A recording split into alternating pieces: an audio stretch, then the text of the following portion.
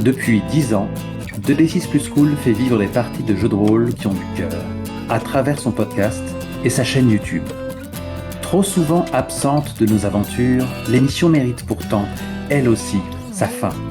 Il est temps de l'écrire.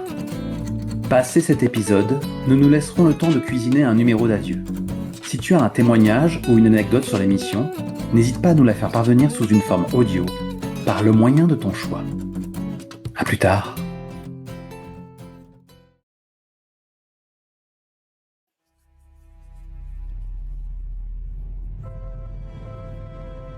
Précédemment dans Raven sur 2D6 Plus Cool. Comme chaque soir, la brume maudite se répand dans les rues de Raven et le manoir Corvus ne fait pas exception. Après dîner, Alastair, Samara et Julian, les héritiers Corvus baignent comme à l'accoutumée dans une atmosphère de tension intime, de secrets familiaux et de malaise aristocratique. Mais ce soir, un des étranges chats protecteurs de la famille a déposé à leur attention un coffret frappé de leurs armoiries. À l'intérieur repose un crâne humain qui semble indestructible. Le trio lui trouve comme un air de famille. Une confrontation familiale interrompt l'enquête quand Lady Elizabeth Corvus, la maîtresse de maison, fait son entrée. Samara ose user de son art pour peindre la réalité cachée de leur mère. Elle est dévorée de l'intérieur par les forces occultes de la cité. La séance s'achève sur un souvenir traumatique, vieux de 5 ans. Valentine, l'aîné des héritiers, prétendant vouloir protéger les siens, se plonge le visage dans de la cire bouillante sous les yeux de ses frères et sœurs, se forgeant un masque mortuaire avant de succomber. La famille Corvus ne survit plus ensemble qu'à travers ce traumatisme incurable.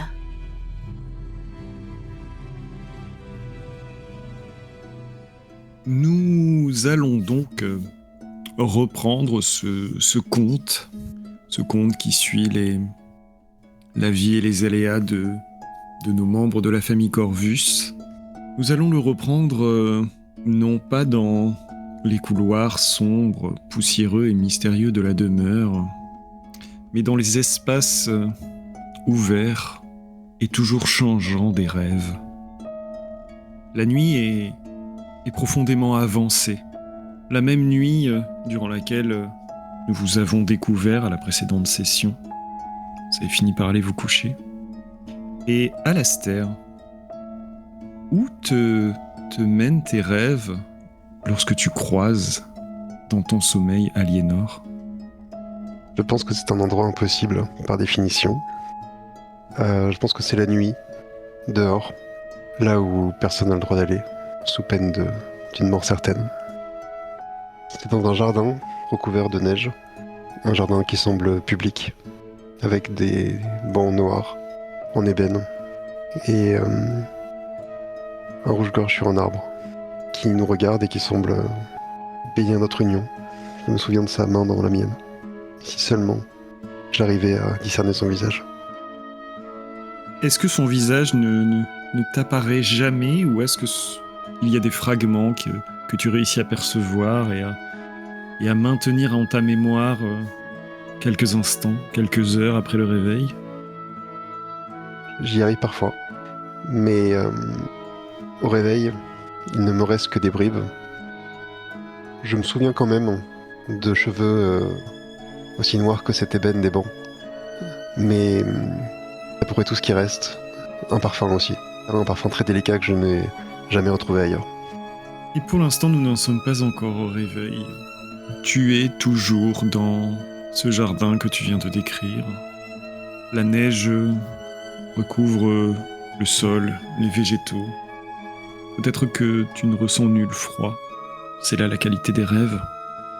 Et si tu ne vois pas son visage, tu entends sa voix, la voix d'Aliénor. Et elle pointe le rouge-gorge posé sur sa branche. Et elle te dit « Je me demande pourquoi il est là tous les soirs, mon aimé. » J'ai l'impression qu'il nous protège. Nous protège, mais de quoi? Y a-t-il quelque chose que tu crains? Je fronce les sourcils, comme si j'étais censé me rappeler quelque chose. Mais non, effectivement, c'est absurde. Qu'est-ce que je pourrais craindre? Elle serre un peu plus ta main dans la sienne et te dit après un silence un peu plus lourd que ceux qui l'ont précédé, je crois que le moment approche, Alastair. Le moment où tu te souviendras de moi. C'est vrai? Enfin, Il y a quelqu'un qui peut t'aider si tu l'aides à ton tour. dis-moi qui, je t'en supplie. Elle part d'un rire léger, comme presque tendrement amusée par ton enthousiasme, ta passion même. Eh bien, quelqu'un qui, contrairement à toi et ta tête bien pleine, a lui la tête bien vide et la peau sur les os. J'ai un frisson d'horreur et d'espoir mêlés. Tu penses que c'est une bonne chose alors? Que les chats nous ont envoyé mon salut et le tien. Veux-tu me retrouver? Veux-tu me retrouver, Alastair? Veux-tu te souvenir? Je ne demande rien d'autre. C'est ce que je désire le plus cher au monde. Alors, aide-le, aide-le, aide-le. Et la voix s'éteint doucement, alors que la lumière semble se tamiser de plus en plus au sein de ton rêve, comme pour t'en pousser et te pousser vers le réveil. Et dans quel état te réveilles-tu après ce rêve? J'ai le visage baigné de larmes de joie qui inondent mon oreiller. Et je pense que je me réveille debout devant une fenêtre. Derrière le carreau, la brume qui reste encore, puisque le petit matin n'est pas encore là. Et une incapacité de me souvenir de quoi que ce soit, sinon que je dois retrouver le crâne et l'utiliser. Maintenant. Au plus tôt. Très bien. Et je propose qu'on laisse Alastair dans sa chambre un court instant pour se tourner vers Samara et Julienne. Comment se passent vos réveils, vos matinées? Après toi, très chère sœur. En général, bien que je me sois couchée dans mon lit, pas très loin de mon atelier, je me réveille toujours au pied de mon chevalet, car dans mes rêves, dont je suis persuadée qu'ils ne sont pas totalement des rêves, je vois Rachel, une femme magnifique, aux cheveux rouges, très éthérés, qui se tient elle-même près du chevalet et avec qui j'ai de longues discussions dont je ne me souviens pas toujours du contenu. Donc je me réveille et je vérifie si, comme parfois, un cheveu traîne, un tabouret a légèrement bougé, laissant une trace dans la poussière, trahissent sa présence.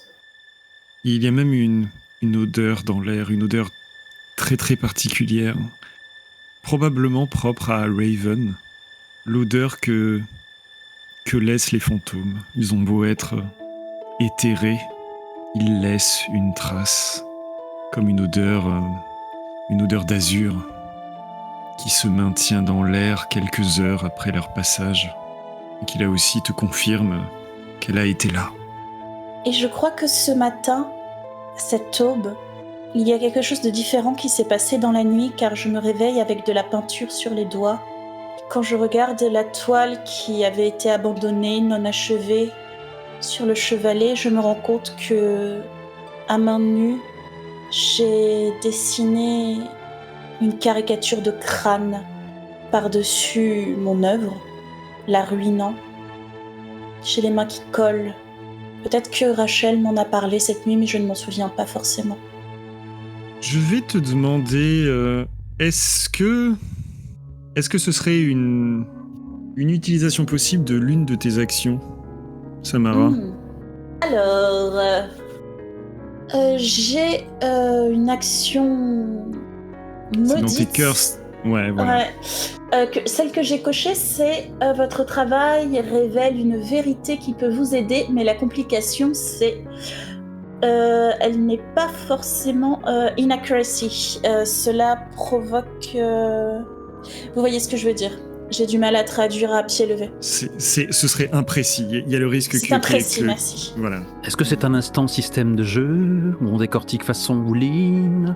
Mais ça peut tout à fait l'être si c'est ok avec l'Akésis, que ce soit qu'on bascule ça dans le système plutôt que Pédagogique. quelque chose de descriptif. Oui, ça peut être très sympa, parce que j'ai décrit que justement, même si je ne m'en suis pas rendu compte, j'ai peint. Donc peut-être que ça va, de façon imprécise, m'aider, effectivement. Donc, instant système de jeu. Lorsque il y a utilisation d'une action, par exemple, là, pour révéler quelque chose, il faut que derrière, il y ait une menace et la possibilité ce qui s'appelle un twist. C'est-à-dire que si échec, le récit prend une direction légèrement différente. C'est pour ça que ça ne s'applique que sur, à la manière dont c'est décrit dans le livre, que sur des actions qui peuvent, en englober plusieurs autres. On ne fait pas de jet pour des petites actions, je sais pas, ouvrir une porte, convaincre quelqu'un. C'est un ensemble d'une scène entière qui se joue lorsqu'on lance les dés. Sur ces dés qui sont des D6, les équivalents de 4, 5, 6 sont considérés comme des résultats à figure, donc ou chat ou corbeau. Les autres dés ne comptent pas. Lorsque les dés ont été lancés, on compare le nombre de corbeaux et le nombre de chats. Un corbeau annule un chat, et à la fin, on regarde le nombre de figures d'un côté ou de l'autre qui reste, et ça détermine l'issue du jet. J'aurais plutôt dit un chat annule un corbeau. Effectivement, si on veut aller dans le bon sens, ce serait plutôt ça. Donc, comment est-ce qu'on détermine déjà les dés d'opposition, donc les dés de corbeau? On détermine le niveau de la menace. Ce niveau de menace, il est déterminé par la nature de ce qui se joue en fond et qui est lié aux enjeux du conte. Donc là, soyons clairs, c'est quelque chose qui tourne autour du crâne, qui a déjà été posé, et c'est ce que tu as représenté. Donc déjà, ça détermine un certain nombre de dés. Là, on va considérer que, à mon sens, ce serait 2 dés de base. Ensuite, on rajoute ce qu'on appelle le maelstrom, c'est-à-dire l'étape du conte dans laquelle on est. Plus on s'approche de la résolution, même si rien n'est écrit de façon très dirigée, il y a quand même l'idée qu'on progresse de plus en plus, et cette progression se traduit par de plus en plus de dés d'opposition. La dernière fois, la première session, ça a été un peu, on va dire, l'introduction. Là, on commence à rentrer un petit peu plus dans l'idée, dans le cœur du conte, donc on va considérer que c'est un dé supplémentaire pour le maelstrom. Et ensuite, il y a savoir si il y a un obstacle supplémentaire qui se pose à la situation et qui pourrait rajouter un dé. Ici, je n'en vois pas de particulier dans ce que tu as décrit, donc je pense que le pool d'opposition sera fait de 3 dés. Ok. De ton côté, on va déterminer le nombre de dés de ton pool chat, et ça commence par déterminer quel aspect de ta personnalité tu utilises pour faire ce jet, en fonction de ce que tu as sur ta feuille de personnage. Donc d'après toi. Vu que j'hésite entre creative et learned, parce que learned, il y a inquiry, donc l'enquête, le fait de rechercher des informations. Mais vu que c'est lié à ma peinture, ça pourrait être créative aussi, d'autant plus que ma peinture, c'est ce qui est lié à ma magie. Tout à fait. Que ce qui s'est produit est assez magique. Je veux dire, c'était lié à mes rêves et à un fantôme. Moi, les deux me vont. Je te laisse juge de ça. Créative me semble effectivement tout à fait, surtout qu'il y a le côté action spontanée, et comme de ce que tu as décrit, c'est presque que tu as peint ce crâne, de ce que tu disais. Tu te réveilles et tu le découvres après l'avoir peint. Ça me semble très adapté. Donc on part déjà sur un pool de 3D. Ensuite, tu vas ajouter si ce qu'on appelle ta tendency est approprié. Donc c'est un trait particulier de ta personnalité, de qui tu es, qui peut influencer le nombre de dés que tu jettes si ça s'applique dans ton cas. Donc, est-ce que tu peux nous dire quelle est ta tendency ? Je regarde ou écoute des choses que les autres personnes ne peuvent voir ou entendre. ce que j'ai décrite plusieurs Ok. fois d'ailleurs dans la première session. Tout à fait. Est-ce que tu penses que ça s'applique ici, selon toi? Je ne crois pas. Ok. Non. Très bien. Donc, pas de dés supplémentaires ici. Et en dernier lieu, si tu as une aide particulière, tu peux avoir un dé supplémentaire. Et ça peut être de différentes formes. Ça peut être la situation qui te donne un avantage, une personne qui t'aide, un objet, quoi que ce soit. Ou s'il y avait un autre Corvus qui peut aussi te rajouter un dé supplémentaire. Est-ce que là, tu penses à quelque chose?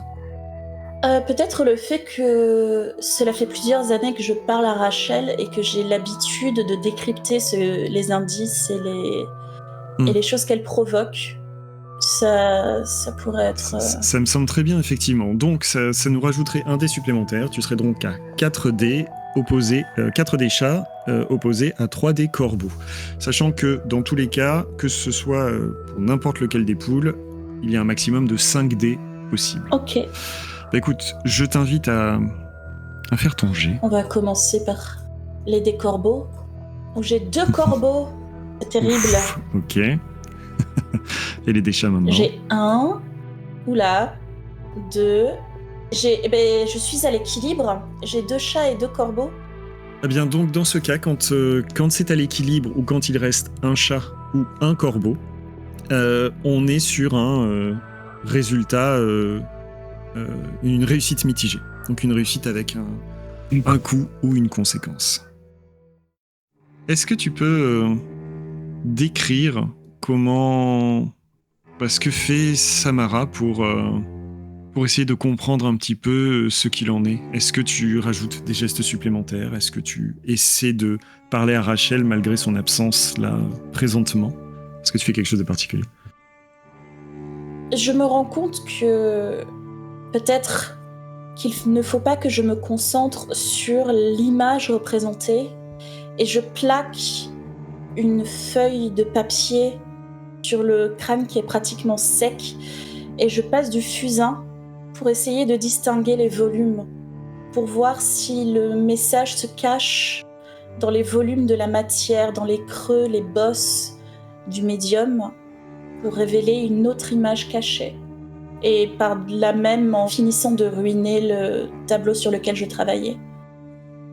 Tu frottes les ombres. Enfin, ce que tu penses être essayer de révéler les ombres de ce qui a été représenté, concentré autour du crâne. Et tu vois qu'étrangement, tes mains te guident différemment. Plutôt que d'aller chercher du côté des creux, plutôt que d'aller chercher du côté des aplats noirs ou gris qui créent les contrastes au sein du dessin et du crâne, tu vois que tes mains vont vers quelque chose de plus délicat, de plus précis. Et tu te rends compte que tu es en train de dessiner le visage qui est censé appartenir à ce crâne. Tu dessines le visage d'un homme dans sa soixantaine, l'air fier, l'air un peu mauvais aussi. Tu ne peux presque pas t'empêcher de dessiner ses yeux qui seraient presque en train de te regarder en face. Et tu pourrais presque dire qu'il a pour toi un air de famille. Est-ce que tu l'as déjà vu représenté quelque part? Est-ce qu'il ne ressemblerait pas un peu à ton père? Tu es plongé dans ces réflexions-là quand le soleil doucement se lève, dissipant la brume. Et c'est alors que tu sens une présence juste au-dessus de ton épaule. C'est celle de Rachel, qui a posé une main spectrale sur ton épaule. Elle est fixée sur le visage qu'elle voit. Et elle dit juste, tu ne sais pas si elle le dit en l'air ou si elle s'adresse directement à toi. Elle dit, je me souviens de son rire mauvais. Je me souviens de son rire mauvais dans les couloirs. Je me souviens de son rire. Et alors que le soleil se lève et que c'est le moment habituellement où Rachel ne peut plus apparaître, tu la vois se dissoudre. Et la dernière image que tu as d'elle, c'est son spectre qui disparaît en te regardant droit dans les yeux, le visage marqué par un vestige de peur. Il y a quelque chose qui l'a terrifiée dans ce qu'elle a vu. Et tu sais qu'il faudra plusieurs nuits avant qu'elle te rende visite de nouveau. Et que tu puisses t'entretenir avec elle, ou qu'elle puisse t'apporter de l'aide.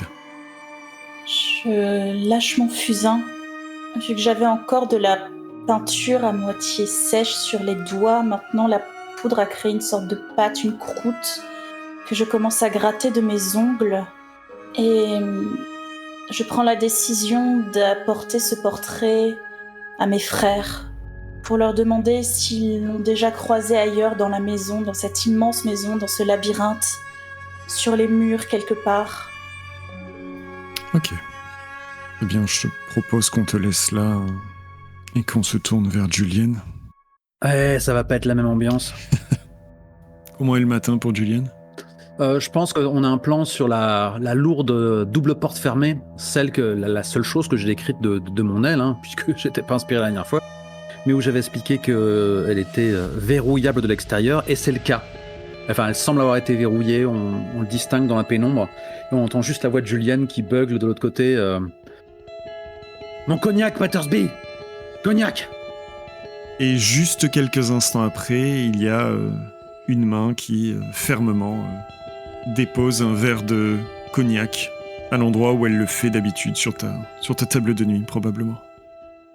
La caméra recule et on a déjà un plan plus large.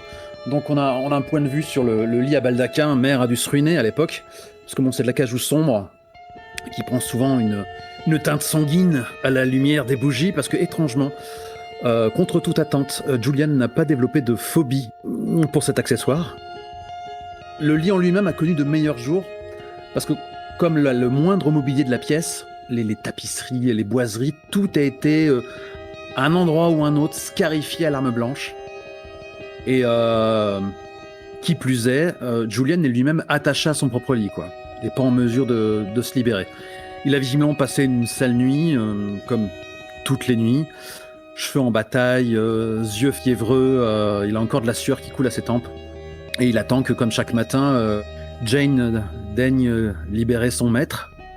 Et en silence, elle desserre les liens avec lesquels tu avais été attaché.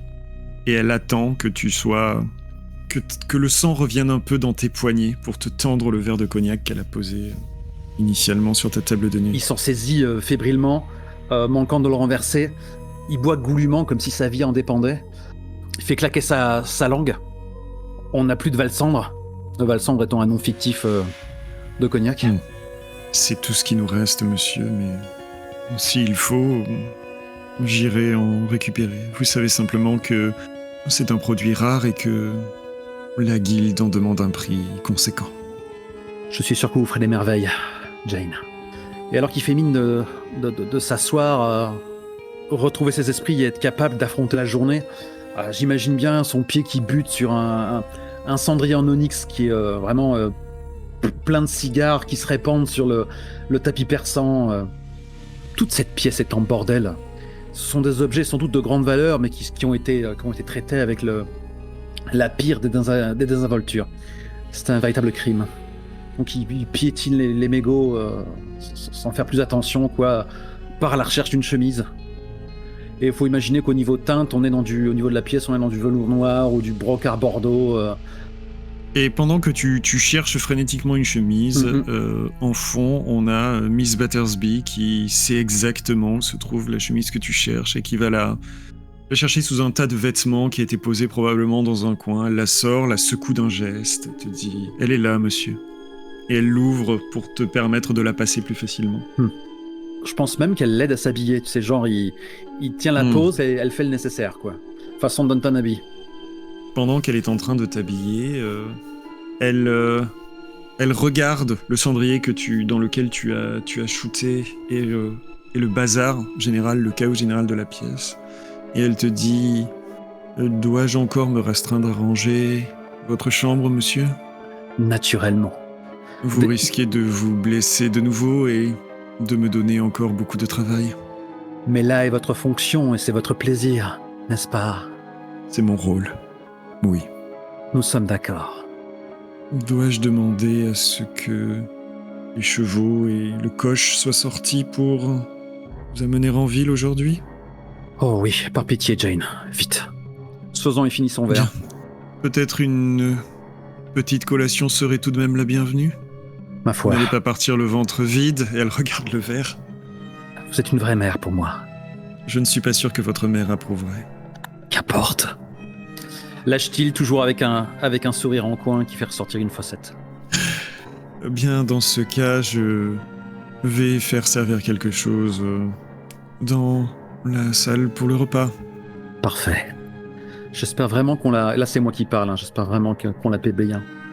Pour babysitter. Alors, tu sais que aucun domestique ne s'est jamais plaint d'un quelconque manque en termes de revenus Au contraire, t'étais ou de étonnant. salaire. De toute façon, ce sont eux qui gèrent l'argent chez les Corvus. Ce sont eux qui font les courses. Lorsque vous avez besoin d'argent, il faut demander et on vous le cède. Ce sont à chaque fois de vieilles pièces marquées du sceau de votre famille qui vous sont données et qui font souvent fort effet auprès des commerçants à qui vous les cédez. Alors qu'elle fait mine de s'éloigner pour faire le nécessaire, sur l'encadrement de la porte, il la stoppe en la hélant. Battersby, Oui, monsieur. d'où vous vient une telle dévotion pour notre famille? Je vous l'ai dit, c'est mon rôle. C'est ce pourquoi on me paye et ce pourquoi je vis dans cette maison, monsieur. Je ne suis pas stupide au point de manquer de lucidité sur le quotidien que je vous impose. Et elle relève la tête. En fait, même, elle avait répondu alors qu'elle était dos à toi et elle s'était juste tournée de côté. Cette fois, elle se tourne vraiment complètement, te fait face et te fixe dans les yeux d'une façon surprenamment intense. Parce que vous avez... Fait-il en s'approchant d'elle? Vous avez choisi de ne pas avoir de descendance, monsieur.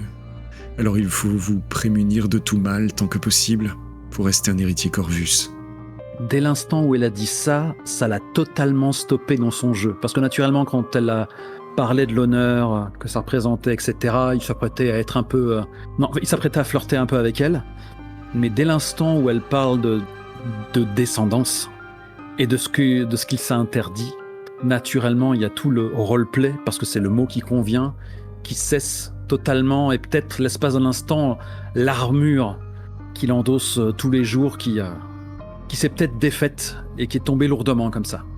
Il y a vraiment, il titube comme un homme ivre, et vraiment, t'as ce moment où t'as le sourire qui tombe, et il a un air presque penaud, blessé, douloureux, et cette caricature d'arrogance dont il se masque. Il a beaucoup de mal à la retrouver, quoi. Et finalement, il s'est figé dans son mouvement pour aller la rejoindre. Et il y a chez Battersby l'intensité avec laquelle elle t'a dit tout ça, comme une espèce de vérité pure. Son intensité redescend et elle redevient celle que tu connais la plupart du temps. Je n'ai rien de précieux, Battersby. On est un cancer qui ronge cette ville. C'est un avis qui vous regarde, monsieur. Cette famille et vos parents pensent autrement. Nous enfanter n'était rien de moins que criminel. Un blasphème. Je ne suis pas sûr que... Que madame ou monsieur apprécierait? Ça suffit avec ça. Ce n'est pas ce que j'allais dire.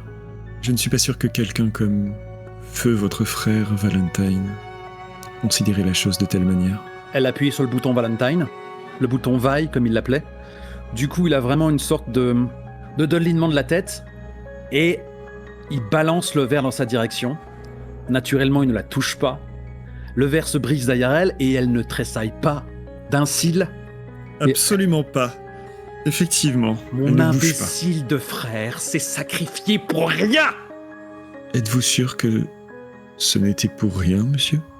Il plaque une main sur sa poitrine, puis comme s'il employait une forme de ténèbres, comme s'il l'arrachait de son cœur, il commence à grelotter, à tendre une main tremblante en tenant ce cœur imaginaire qui vient de s'arracher.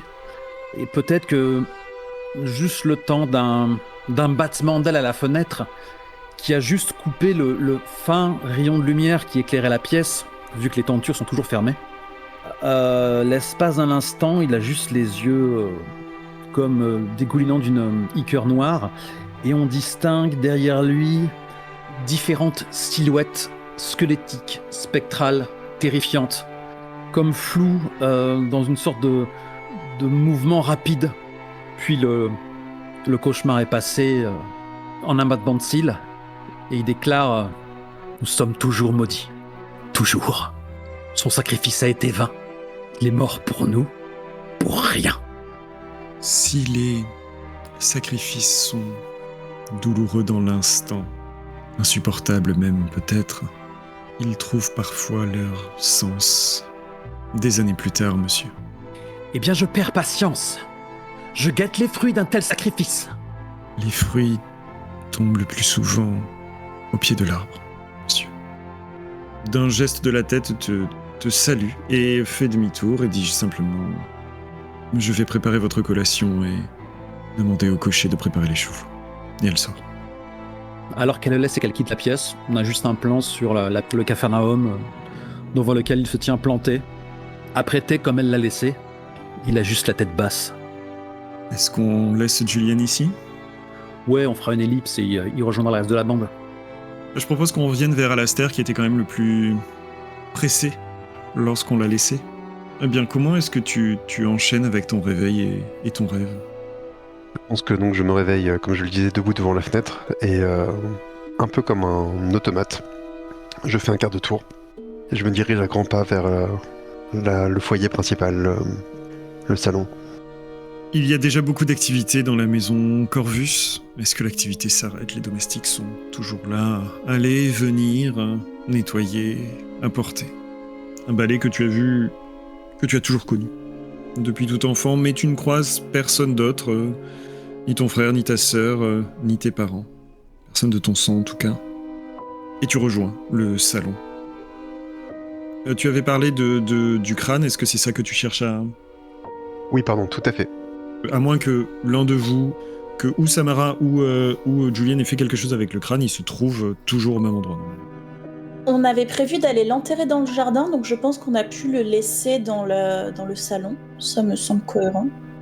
Et donc, bien, lorsque tu rentres dans le salon, où un feu a de nouveau été alimenté, le coffret est toujours là. Tu le vois usé, un peu abîmé par le temps. Et à la lumière du jour, tu vois même qu'il y a un côté qui semble noirci, comme s'il avait été un petit peu passé aux flammes, probablement par accident, qui le marque et le type encore plus. La boîte est toujours là. Délicatement, comme si j'étais complètement seul dans les lieux. Est-ce que le crâne est bien là ? Lorsque tu soulèves le couvercle, tu vois que le crâne est bien là, mais qu'il y a quelque chose qui a changé. Il y a une très très légère couche de chair qui le recouvre désormais. Oh putain ! Très légère couche de muscles même, fine. Et je pense que mes doigts caressent doucement cette chair, mon regard perdu dans les orbites qui sont encore vides. Et je murmure as-tu aimé toi aussi ? Aimeras-tu à nouveau ? Et j'aimerais utiliser mon action de lover. Oh oh ! Savoir, pour avoir des informations sur l'amoureux, l'amoureuse de qui que ce soit. Très intéressant. Je le crains. Un instant, système de jeu. Yes, tout à fait. J'utilise donc l'action que j'ai choisie pour mon amoureux oublié, qui stipule que je pourrais savoir des choses à propos de la personne aimée de qui que ce soit, ou peut-être quoi que ce soit. Donc, la complication étant une menace si la chose arrive. Là, clairement, on va tomber à un moment de twist. Effectivement, donc on va lancer les dés, puisque tu utilises cette action, avec eh bien, la menace en fond possible, c'est que eh bien, ce crâne, vous l'avez senti tous et toutes, est chargé de quelque chose de sombre, peut-être de magie. En tout cas, il est lié et à votre famille, de par la nature du symbole sur le coffret, et par sûrement les choses les moins recommandables de votre famille. Et donc, aller chercher à en apprendre plus de cette manière sur ce crâne et son histoire, c'est aussi peut-être prendre le risque d'ouvrir la porte vers ces aspects les plus sombres de la famille. Donc, comme pour tout à l'heure avec Samara, nous allons faire un petit total de tes 2 poules de dés. Donc, côté des corbeaux, la menace, ici, comme pour Samara, elle va être de 2, parce que c'est autour du crâne que les choses se passent. Au niveau du Maelstrom, on est toujours dans la même phase, ça a donc un +1. Et là, un obstacle supplémentaire, je pense qu'il y a une résistance à ce que tu cherches. Comme si ce que tu essayais d'apprendre était volontairement un peu plus caché. Donc je vais rajouter un dé supplémentaire. Donc on est à 4 dés du côté de la menace. Enfin, du côté des corbeaux, dirons-nous. Du côté des chats, quel aspect de ta personnalité tu vas utiliser ? Je vais utiliser mon aspect passionné qui est à 1. Le fait que j'utilise mon action, a priori, ne me donne pas plus de choses. On est d'accord ? Non, Okay. Non, rien de particulier. Par contre, maintenant, on va se pencher sur ta tendency. Est-ce qu'elle s'applique selon toi ? Tendency, qui est donc de prendre la défense de quelqu'un sans lui avoir demandé la permission. Je ne pense pas que ça s'applique. Donc, est-ce que il y a autre chose qui peut jouer à ton avantage dans cette situation-là ? Reste à savoir si le rêve avait l'intention de m'aider ou pas. Ah, mais non, c'est une très bonne remarque. C'est une très bonne idée. Donc, clairement, plus un dé, et tu n'as pas de dé supplémentaire de collaboratif puisque tu es seul face à ça. Donc, on est à 2 dés contre 4. Ce Alors, qui n'est pas anodin. 0 succès sur les chats. et un corbeau. Donc, on est sur une réussite avec conséquence. Yay! Comment est-ce que cette faculté qu'a Alastair se manifeste ? Est-ce que ce sont des images, des mots qui lui viennent ? Quelle forme ça prend ? Un instant de nostalgie que je vole à la personne. Un souvenir très fugace. Le jour qu'ils ont préféré avec l'être aimé. Une forme de nostalgie très puissante, donc un souvenir magnifié par les souvenirs, sublimé par les ans. Et ça peut durer 1 seconde, 2 secondes, mais je l'ai fait mienne. Ok. Il y a un sentiment de perte et de désespoir extrêmement puissant qui te traverse en un instant. Et cette perte de l'être aimé, elle est différente de peut-être tout ce que tu as pu déjà ressentir, que ce soit toi, Alastair, ou au travers des choses que tu as pu absorber au fil de ta jeune vie. C'est une perte au-delà de la mort.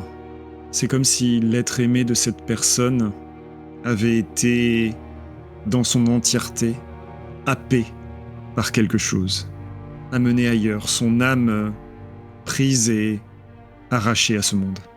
Et il y a le soupçon d'une obsession qui vient se greffer à tout ça. L'obsession, c'est quelque chose auquel tu as déjà été confronté. Je me dis si je me trompe, Volsung, mais je pense qu'on peut dire que Julien a quelque chose de l'ordre de l'obsession dans la manière dont il se comporte, j'ai l'impression. Et c'est quelque chose auquel Alastair a sûrement déjà été confronté, mais là, il y a 1, voire 2 crans au-dessus. Oui. Dans la nécessité de comment dire ? Hold my beer. De changer. De changer cette perte, de la rendre inconséquente, de la stopper, de la changer, de récupérer ce qui a été perdu. Ok.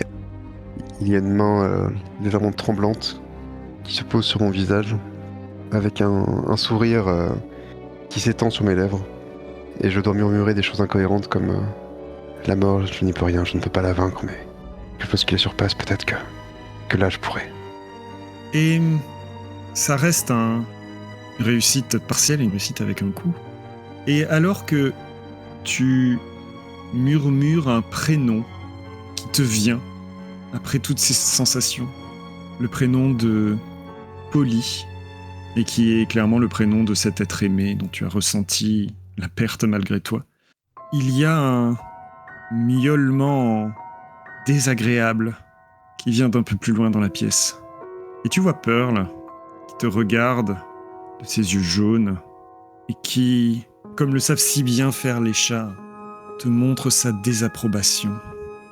Je crois que ça aurait été n'importe quel serviteur, n'importe quel membre de ma famille, je n'aurais pas vraiment eu de réaction. Mais là, je cligne plusieurs fois des yeux, je replace le crâne, je ferme la boîte, avec un regard vraiment de honte face à sa réaction. Et le fait que tu aies reposé le crâne semble ne pas lui suffire. Il te fixe encore quelques secondes et puis se détourne et, à petits pas, quitte la pièce avec une forme de déception. Et elle disparaît dans les couloirs. C'est vous qui nous l'avez ramené, c'est vous. Ah, Perle. Elle ne reviendra pas tout de suite. Je pense que c'est à ce moment-là que j'arrive, en train, comme d'habitude, de déboutonner mon collet de pièces de tissu qui enserrent mon cou, comme la mode l'exige, et que je ne supporte pas. Et je m'approche de toi et regarde derrière moi alors que tu hèles le chat, en te demandant « Qu'est-ce qui s'est passé ?» Je rentre vers toi avec un sourire qui se veut rassurant. Rien de bien intéressant, Sorette. Tu as bien dormi ? Oui, mais Rachel m'a envoyé un message. Oh. Elle m'a montré... J'hésite. J'enfonce la main dans ma profonde poche et j'en sors le portrait au fusain que j'ai fixé avec de la laque. Regarde, je crois que c'est l'un de nos ancêtres. Rachel dit se souvenir de lui. Son rire, elle a l'air... C'est comme s'il la terrifiait. Et je te le montre.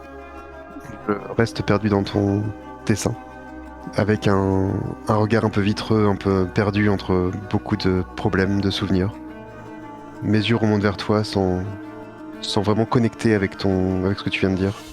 Et je te regarde un peu par en dessous avec ce même sourire un petit peu parfois désarmant.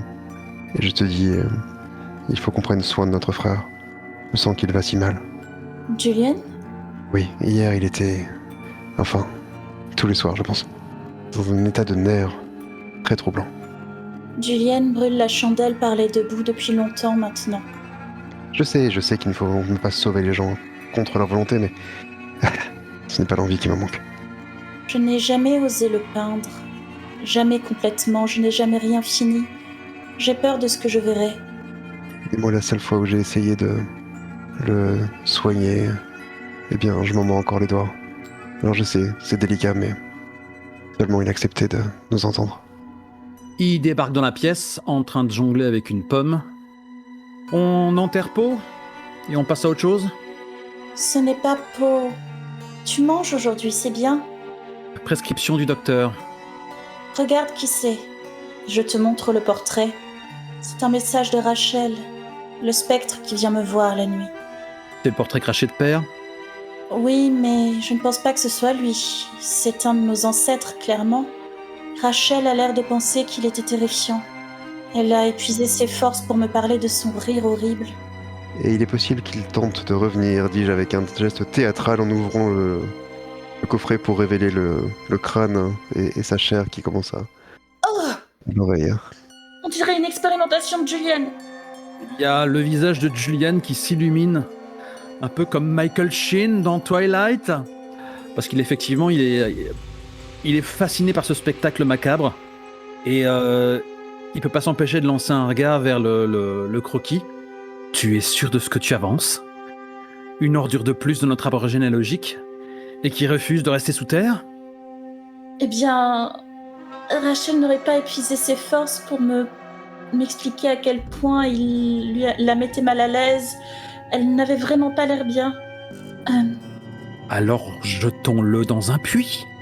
Il n'était pas si différent de nous, vous savez. Je sentis un amour profond en lui, ou en ce qu'il a été. Même les pires monstres peuvent aimer parfois à leur façon. Simplement, peut-être que le guérir de ce chagrin pourrait l'aider à partir pour de bon, qui sait. L'exorciser donc. Eh bien, ce sera l'amour au petit pied sous terre, mais essayons. Et comment comptez-vous vous y prendre ? Je me demande s'il résiste au feu. Je passe mon doigt sur les côtés un peu brûlés de la boîte. Peut-être que d'autres personnes se sont posé la question auparavant. Je pourrais essayer d'aller trop loin, mais j'ai un regard douloureux vers Julian. J'ai promis de ne plus faire ce genre de choses. Julian s'est bien gardé de croiser ton regard au moment où tu as cette réflexion. Donnez-moi une bonne raison de ne pas jeter ce coffret et son contenu à la mer. Autre que les chats nous l'ont donné. S'il renaît, quelle que soit l'étrange magie qui le fait renaître, ce n'est pas la mer qui va l'arrêter. Je le crains. Eh bien, scellons la boîte. Où est le reste de son corps? Une excellente question, Serette. Voix ténébreuse. Mhm. Où est la crypte des Corvus? L'accès se trouve dans les jardins à l'arrière de la maison. L'entrée en est scellée, magiquement, datant d'une époque en fait où les Corvus étaient menacés par le reste de la ville, encore plus qu'à l'heure actuelle, et que parfois des personnes s'introduisaient dans votre propriété. Et pour éviter en fait que les vestiges de vos ancêtres soient utilisés à des fins néfastes contre vous, une magie ancienne a été apposée sur l'entrée de la crypte, qui ne peut s'ouvrir en théorie que lorsqu'un Corvus décède, ou qu'il est nécessaire de déposer ses restes dans la crypte. Mhm. Et la dernière fois que vous y êtes allé, c'est probablement à la mort de Valentine. C'est une excellente idée, ma sœur. J'ai toujours adoré la quiétude de ce lieu. Mais ce que je veux dire, c'est... Comment se fait-il le crâne n'est pas dans la crypte? Est-ce qu'il est encore plus vieux que le sceau magique? Et est-ce que le simple fait de vouloir le déposer dans la crypte va l'ouvrir? Il n'y a qu'une seule façon de le savoir. Peut-être que tu pourrais finir ta pomme. Tu sens si fort l'alcool, je ne voudrais pas que ton estomac ne soit rempli que de ça. Je crois que goulûment dedans, et je déclare, je la finirai en chemin, la bouche pleine. Et je me saisis de la boîte, du coup. Alistair, est-ce que tu es d'accord avec ça? Tu as l'air d'y tenir. Ce que j'y tiens, c'est que je sens une énorme souffrance en lui et j'ai peur que nos techniques ne suffisent pas vraiment. Mais la crypte, oui. La crypte, c'est une bonne idée. Si nous devons lui donner le repos d'une manière ou d'une autre, ce sera sans doute la meilleure étape qui soit. L'aîné a statué, allons-y. Et lorsque vous sortez de la pièce et vous dirigez vers l'extérieur, vers la grande porte qui mène vers l'extérieur de la demeure et les jardins, il y a dans le hall d'entrée Wilfred Montag, le 4e, Légère moue de dégoût. et qui vous sourit alors que vous approchez tous trois et vous dit « Maître et maîtresse Corvus, puis-je vous aider? Vous sortez peut-être ?» Nous souhaitons vérifier s'il nous est possible de déposer ceci dans la crypte. Montag, ça y est à sa place. Je vois que c'est le cadeau qui a été déposé hier soir. Oui, et j'ai l'impression que ça devrait aller dans la crypte. Peut-être s'ouvrira-t-elle pour nous. En tout cas, nous devons le vérifier. Peut-être, oui, c'est un lieu plein d'histoires et de souvenirs. C'est important de se rappeler. Tu sais quelque chose, Montag? À quel sujet, monsieur? Elle le questionne avec la froideur dont je fais preuve. On est bien d'accord que Wilfred Montag, le 4e, était présent dans le flashback de l'épisode précédent, 5 ans plus tôt. Absolument. C'était l'assistant personnel de Valentine. Voilà, mon animosité est on ne peut plus justifiée et elle n'a cessé de croître. À quel sujet, monsieur? Ceci, jetant le coffret. Je sais simplement que si c'est marqué du sceau de la famille, cela a forcément une importance pour moi. Je me plante devant lui, de quoi occuper l'intégralité de son champ de vision. Puis je fais passer le coffret entre nous et je l'ouvre. Et je guette sa réaction. Il ne semble absolument pas surpris par la présence du crâne à l'intérieur, ni par son état. Il sourit, et son regard revient sur Samara. Quelqu'un de la famille alors, en effet. Est-ce que... Je lui montre le portrait. Est-ce que vous connaissez ce visage? Mes frères n'ont pas réagi, mais peut-être l'avez-vous aperçu sur un portrait? Peut-être vous en souvenez-vous? Il y a une hésitation, une petite résistance. Je te propose de jeter les dés pour cet élément-là. Quel est l'enjeu? Parce que il est déjà antipathique, je joue moi-même un connard. Dès l'instant où je vois que Montag il joue pas franc jeu avec nous, il va le secouer. Bien sûr. Ce qui se joue, c'est le fait que les domestiques ont toujours un rapport très très particulier avec vous, vous l'avez vu, et qu'il est déjà arrivé par le passé que forcer un domestique, c'est aussi s'en mettre d'autres à dos, et que s'ils détiennent des vérités, ils ont parfois tendance à avoir des difficultés à les lâcher, et que si ce ne sont pas les chats dont il faut craindre, les réactions, comme on a pu le voir, il faut les écouter. Les domestiques sont quand même à choyer, d'une certaine manière. C'est toujours ce que vous ont répété vos parents. Dans ce cas, j'ai envie d'ajouter qu'au moment où il fait ce petit tic nerveux qui trahit sa poker face, il y a juste un flash où on distingue Julian plus jeune, beaucoup plus jeune, en train de marteler Wilfred Montag le quatrième de coups de poing qui ne font pas grand dégât, en s'exclamant tu devais assurer sa sécurité, ce genre de choses. Mais on revient au temps présent. Très bien. Le risque, c'est de se mettre les domestiques à dos d'une certaine manière. Vous savez que les domestiques continueront toujours à vous servir, mais ils peuvent aussi beaucoup vous poser problème si jamais si on le disait vulgairement, ils débrayent. Ils travaillent moins pour vous. En tout cas, il reste une espèce de présence étrange dans la maison. Je peux pas le dire autrement. Et dont on ne comprend les tenants, les aboutissants que rarement, même en étant un Corvus. Du côté de ton pool, Samara, puisque c'est toi qui vas faire le G, la menace, elle va être de 1, en ce qui concerne Montag. Le Maelstrom, on va rester à 1, donc on va être à 2D. Et obstacle supplémentaire, je pense pas qu'il y ait quelque chose de plus qui complique la situation. Donc on va être à 2D du côté corbeau. Et du côté chat, quel aspect de ta personnalité tu vas utiliser ? Là, je pense que c'est learned, parce que je m'enquière de quelque chose, je mène l'enquête. Je suis pas confrontationnelle, moi, contrairement à mon frère. Juste pour affiner sur la question de la personnalité, plutôt que de le penser sur la nature de l'action, c'est plutôt la manière dont tu l'abordes. Learned, c'est tout le côté, on va dire, très intellectuel, très basé sur la connaissance. Donc, est-ce que c'est sur ce terrain-là que tu amènes la question ? Est-ce que c'est sur ce ton-là ? Ou est-ce que c'est d'une autre manière ? Ok, très bien. Oui, il y a pas de... Vraiment la question de la connaissance. Je suis pas animée de passion ou quoi, c'est vraiment... Pour moi, je lui pose une simple question, réponse fermée. Parfait.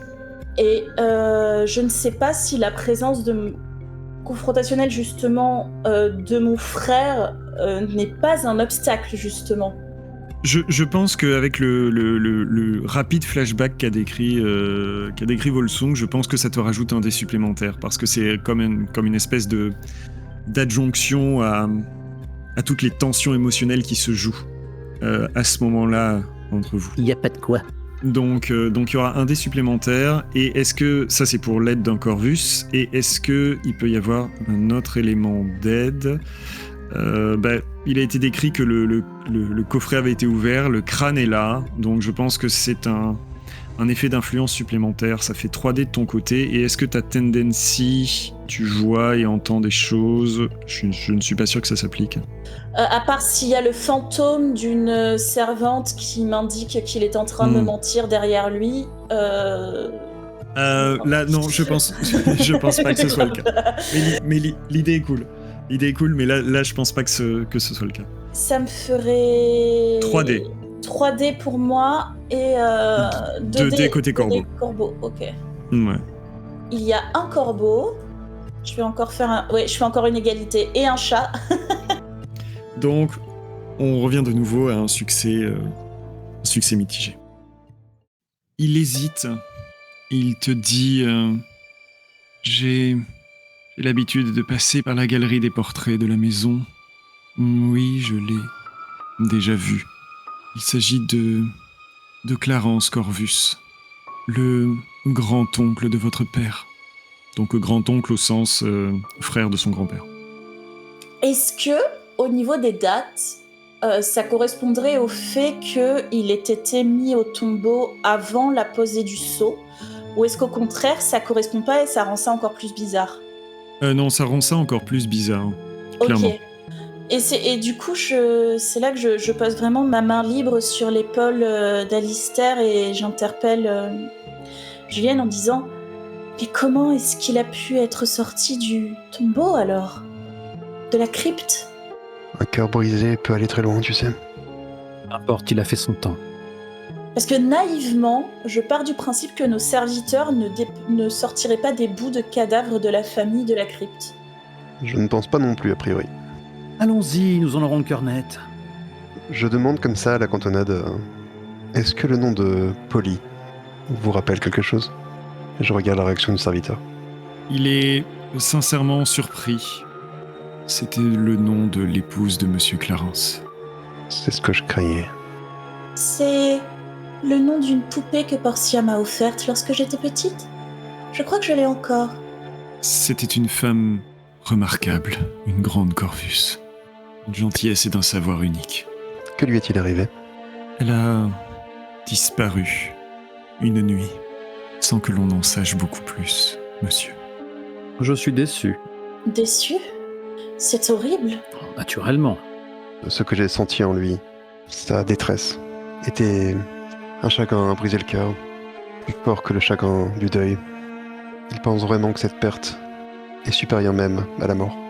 Montag rajoute je crois que votre frère, votre frère s'était intéressé à lui. Claquement de langue imperceptible de Julian. Oh, De quelle façon, Montag ? Je sais simplement l'avoir trouvé plusieurs fois à contempler le portrait qui se trouve dans la galerie, à rester devant comme figé. mon souffle se fait court. Il y a une forme de panique qui commence à se lire sur mes traits. J'attrape le poignet de Julian du côté qui tient la boîte. Julian qui tique devant ce contact physique. Est-ce que c'est lui ? Est-ce que c'est lui qui essayait d'entrer dans sa tête ? Celui en tout cas qui l'accusait d'essayer d'entrer dans sa tête. Très lentement, le regard de Julian passe du contact de la main de sa sœur sur son poignet à celui de Wilfred Montag, 4e du nom, à la recherche d'une quelconque validation. Montag reste neutre et te dit simplement « Peut-être, monsieur, je ne sais pas. Alors il doit vraiment retourner dans son caveau. Julian acquiesce très lentement. Allons-y. » Et alors que vous ouvrez les grandes portes de la demeure Corvus pour vous rejoindre l'extérieur, j'aimerais qu'on revienne sur ce succès qui n'était qu'un succès partiel. Ah, Il y a... La caméra, dirons-nous, reste à l'intérieur de la maison alors que vous la quittez. Remonte un petit peu sur l'escalier le plus proche qui mène à l'aile de votre père. Et on voit que votre père est debout dans les escaliers et a écouté tout ce que vous avez raconté et tout ce qui vous a été révélé. Et on le voit, plutôt que de descendre, faire demi-tour et re-rentrer dans son aile rapidement, comme pressé. et comme il n'a pas eu de texte, je pense que le public ne voit pas son visage. Exactement, c'est ce que j'allais dire, on ne voit que ses pieds en fait, qui se sont arrêtés à la moitié de l'escalier. Ouais, oui, une main sur une rampe. Avec la chevalière qui va bien, quoi. Exactement. Et on vous retrouve dans les jardins parfaitement entretenus de la demeure Corvus. Des hauts cyprès qui ont été taillés, des haies stylisées.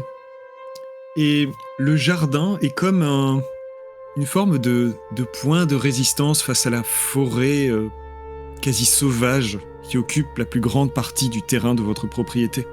C'est comme une manière de dire que ce qui se cache dans la forêt, dans ces arbres touffus, n'a pas sa place dans les jardins des Corvus.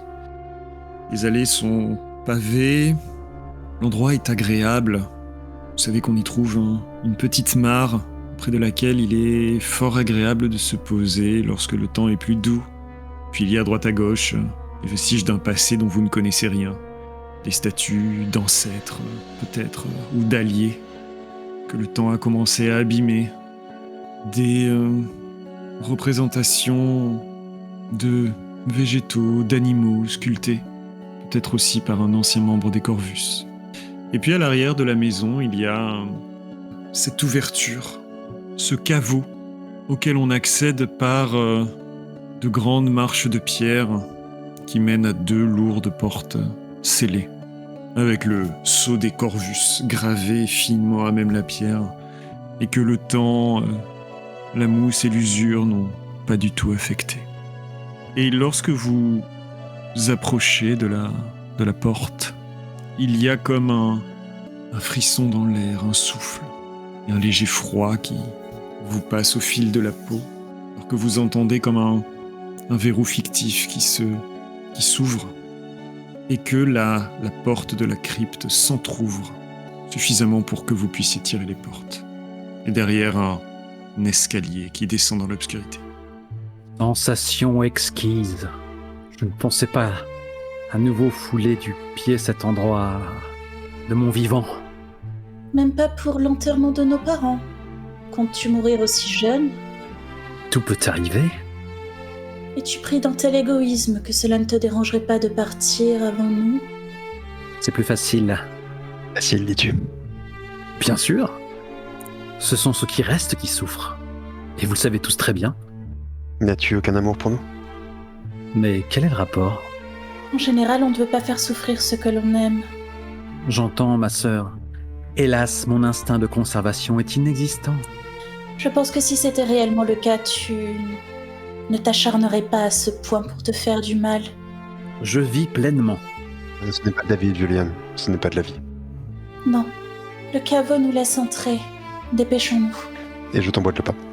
Samara, qui a cette manie que sa mère déteste de rester en cheveux, les noue dans une tresse parce qu'elle ne veut quand même pas se retrouver avec la tête pleine de toiles d'araignée. Et elle resserre son châle à franges sur ses épaules. Je passe une main caressante sur la boîte. Patience. Nous allons vous remettre à votre place. Celle que vous n'auriez jamais dû quitter. Ce faisant, je descends les escaliers 4 à 4. La crypte est un endroit, en tout cas dans les premiers espaces qui s'offrent à vous, tout autant stylisé que la maison des Corvus. Il y a des bougies qui sont allumées et qui semblent brûler à une vitesse extrêmement lente.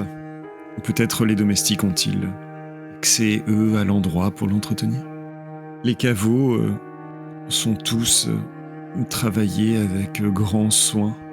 Il n'y a pas de gisant, pas de représentation de ceux qui ont trouvé leur dernier repos ici, mais il y a des noms, des symboles, parfois malgré tout des sculptures de choses auxquelles il ou elle était attaché. Est-ce qu'il y a une maxime qui a été sculptée pour chacun d'eux? Exactement. Et j'allais justement vous demander ce qui avait été sculpté pour Valentine. Est-ce que c'est quelque chose sur lequel la famille s'entend? Les recherches de Valentine reposaient sur quoi exactement? Il a toujours été très discret sur ce... Il travaillait beaucoup avec les miroirs.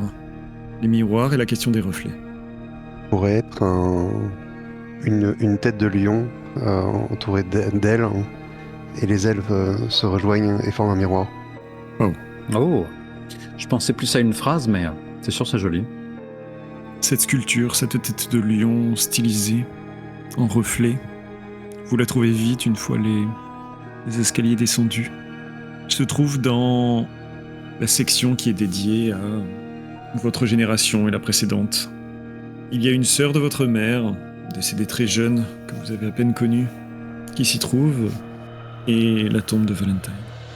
Je pense que, en latin, sous la tête de lion, il y a écrit « Où que je sois, je te contemple ». Oh. Joli. Très très joli. Je vais m'enfoncer, après avoir passé ma main sur cette tête, plus loin, pour retrouver la bonne génération.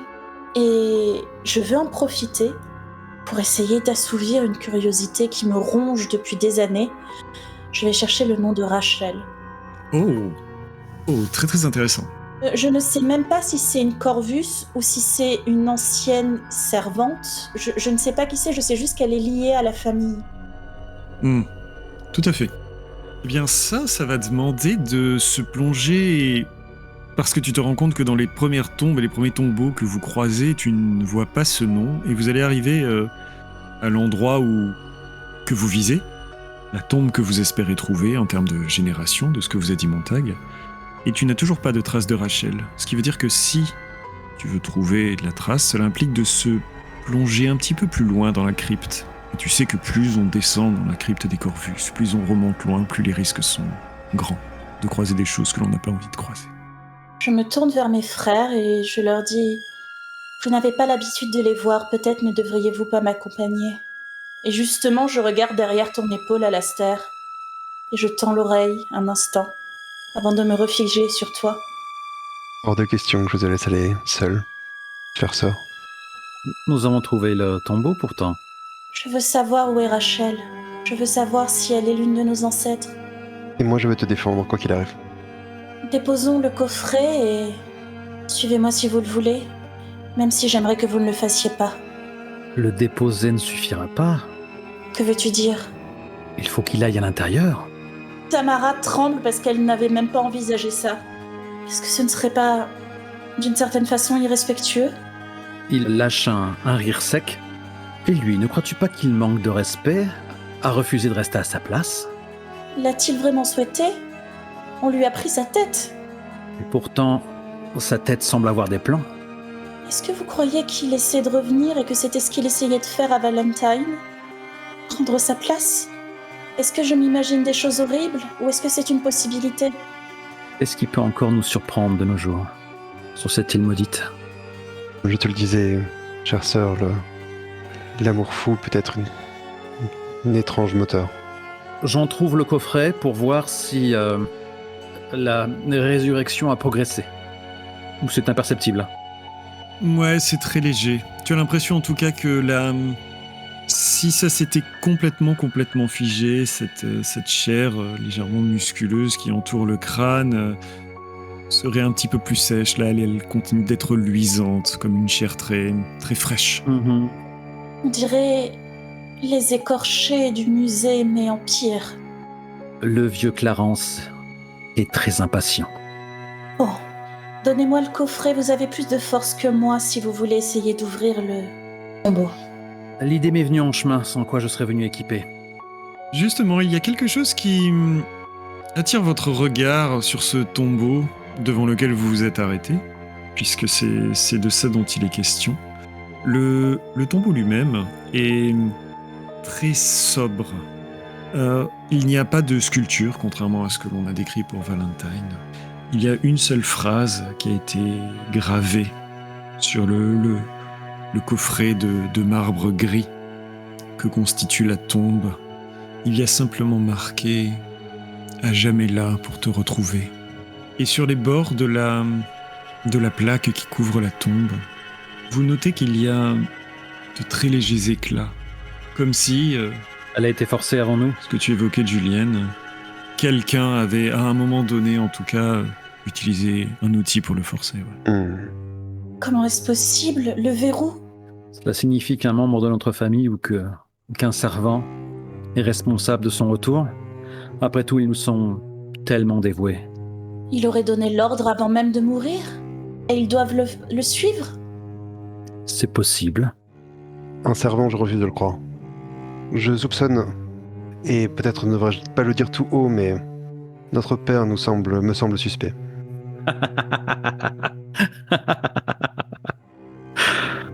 Père ? Pourquoi ? Vous ne savez pas tout ce que je sais sur lui. Je ne dirai que cela pour l'instant. Que de mystère ! Bon, ouvrez-le ! Je prends d'un air autoritaire le coffret des mains de mon frère. Oui, ce sera mieux que de déblatérer les évidences. Il remonte ses manches. On pousse à 3. Allons-y. Tu vas nous faire un jet pour ça ? Non. Non, nullement. Ah bah quand même. Nullement. Pour savoir si la momie se relève et...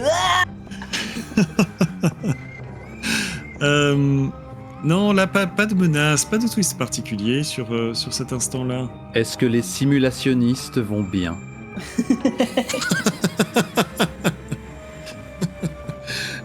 Vous réussissez à pousser la lourde plaque qui recouvre le tombeau. Il y a une odeur qui vous monte immédiatement au nez. Une odeur qui n'est pas celle de la poussière de la tombe, n'est pas celle des os qui commencent avec le temps à malgré tout légèrement se décomposer. Cette odeur, c'est celle d'une chair un peu plus fraîche. Je lâche un nom de Dieu en toutes lettres. Parce que oui, le corps est enroulé dans un suaire suintant qui se révèle à vous. Ce corps récupère lui aussi doucement de la chair. Mais il ne devrait pas être dans cet état. Changement de plan.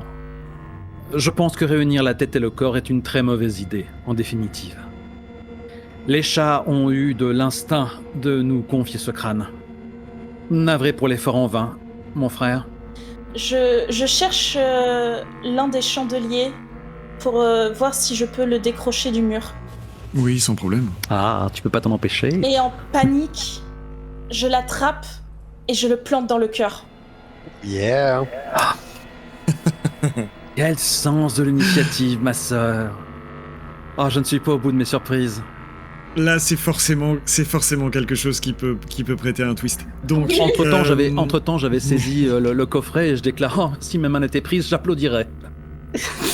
Mais ouais. Là, il faut faire rouler les dés.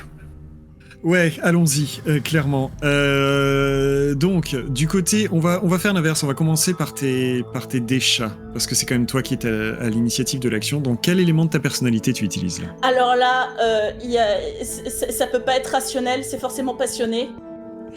Je suis hystérique, comme dirait un médecin de l'époque. C'est ça. Donc, on part sur 2 dés. Et je crois que ma tendance entre en compte parce que je suis aussi animée par la panique et la peur de Rachel. L'être que je suis la seule à voir. Ok, en écho à... D'accord, en écho à ta capacité à voir... ok, ça me va très bien. Donc on a plus un dé, ça fait 3. Alors, est-ce que ou Alastair ou Julienne participent à aider dans cette situation-là? Alors, nous joueurs, on est fans. Julian est fan. Mais de là à contribuer d'une façon ou d'une autre, il avait vraiment été très surpris par son geste, quoi. Donc, Ok, très bien. Pour Alastair? Je pense que j'ai été surpris également, donc je ne vais pas l'aider directement, non. Même si je suis extrêmement fan du geste. Mais est-ce que Alastair est fan? Je pense qu'Alastair est fan, honnêtement. Ah. Même s'il y a de cette ambivalence. Ah, nous partageons une même émotion, c'est répugnant. Leur petite sœur folle. Est-ce qu'il y a un objet qui t'aide? Je pense que là, le fait de t'en prendre physiquement avec voilà, le chandelier, le feu, tout ce qui va avec, je vais considérer qu'il y a effectivement un dé supplémentaire, vu la situation. Oh ouais, j'ai 4 dés, yeah. Tu as 4 dés côté chat, et alors côté corbeau... J'en ai 5, bram. La menace, là, c'est clairement 3D. Hein. C'est que là, le Maelstrom, on est à +1, donc on est à 4. Et l'obstacle, j'en vois pas de supplémentaire. Tu lâches le mot Maelstrom comme ça, innocemment? 4 de chaque. Oui, le Maelstrom de la narration, la progression du conte. D'accord. Donc... Il n'y a pas de corbeau. Il n'y a pas de corbeau. Si tu fais 2 chats, c'est une réussite totale. 2 chats. Ben voilà. Est-ce qu'il y en a 3? Il y a 2 chats. Il n'y a pas de corbeau, il y a 2 chats. Ce twist. Okay. Ça alors. Ok, donc c'est une réussite totale à partir du moment où il y a 2 chats. Est-ce que tu peux... Quelle est ton intention exacte au moment où tu as... Même si ton geste est instinctif, il y a sûrement une idée Je derrière. veux l'exorciser. Je veux arrêter ce qui est en train de se passer parce que, comme elle l'a exprimé plusieurs fois, elle est totalement paranoïaque à l'idée que ça a été lui qui essayait de revenir, qui a causé la mort de Valentine, et elle pense qu'il essaie à nouveau de revenir pour nous faire du mal. Elle veut... Le pire, c'est qu'on n'a pas la moindre preuve, mais... Aucune. C'est une histoire qu'on aime se raconter, je veux dire. Elle nous convient parfaitement, cette fable. Exactement. Le chandelier s'enfonce profondément dans le torse, au niveau du cœur. La chair est fraîche, neuve. Elle est sensible au choc. Et dessous, les os semblent être toujours aussi anciens. Et donc tu entends la chair se déchirer, les os se fracturer alors que le chandelier s'enfonce et que, eh bien je l'ai décrit, les bougies ont une nature un peu particulière. Elles semblent brûler de façon plus lente et plus forte. Et quelques secondes après que ta main ait enfoncé l'objet dans le torse du corps, il y a des flammes qui commencent à prendre, des flammes qui commencent à se nourrir très très généreusement de la chair qui vient de renaître. Et le suaire brûle, la chair brûle, et il y a cette odeur de viande cuite qui vous monte au nez. Et toi particulièrement, Julienne, alors que le crâne qui se trouve dans le coffret que tu tiens à la main s'enflamme lui aussi.